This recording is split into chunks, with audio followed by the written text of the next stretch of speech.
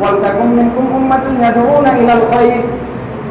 হে উম্মতে মুহাম্মদ, তোমাদের প্রত্যেকের এরকম সব সময় সর্বযুগে এরকম একটি সম্প্রদায় থাকা চায়, ইয়াদউনা ইলাল খায়র, যারা ভালোর দিকে, কল্যাণের দিকে সব সময় ডাকে, যারা আল্লাহ রাব্বুল আলামিন, আল্লাহ এবং আল্লাহর রাসূলের আহ্বান করবে, এরকম একটি জাতি সব সময় থাকতে হবে।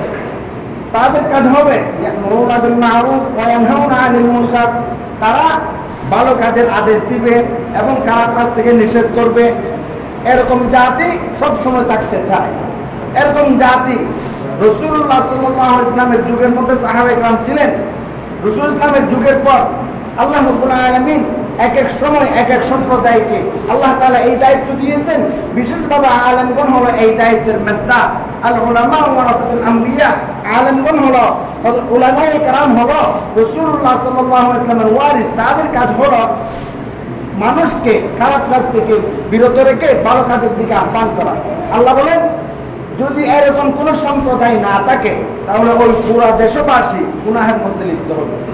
তার কিতাবের মধ্যে আসছে, একজন ফকিহ একটা শহরের মধ্যে একজন ফকিহ থাকা লাজিম, অবশ্যই থাকতে হবে। একজন আলেম এক সমাজের মধ্যে, একটি শহরের মধ্যে একজন আলেম থাকা অবশ্যই ওয়াজিব।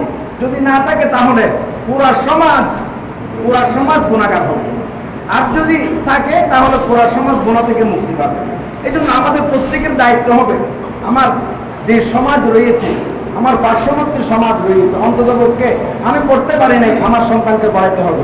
আমার সন্তানকে পড়াইছি কিন্তু সে কোনো কারণে পড়ে নাই, এবং আমার আত্মীয় স্বজন, আমার পাড়া প্রতিবেশী যারা পড়তেছে তাদেরকে যে কোনোভাবে সহযোগিতা করে হলেও তাকে যেন একজন প্রকৃত আলেম বানানো যায়, এটা সচেষ্ট থাকতে হবে।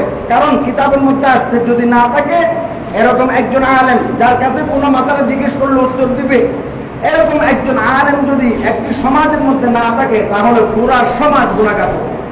আর যদি থাকে পুরা সমাজ, যেমন নাকি ওই রমজানের মধ্যে ইতিকাফের বিষয় যেরকম ফরজে কিফায়া, সুন্নাত আলাল কিফায়া এবং এই জানাজার নামাজ ফরজ আলাল কিফায়া, যদি দুই একজন মানুষের আদায় করে তাহলে পুরা সমাজই গুনাহ থেকে মুক্তি পাবে।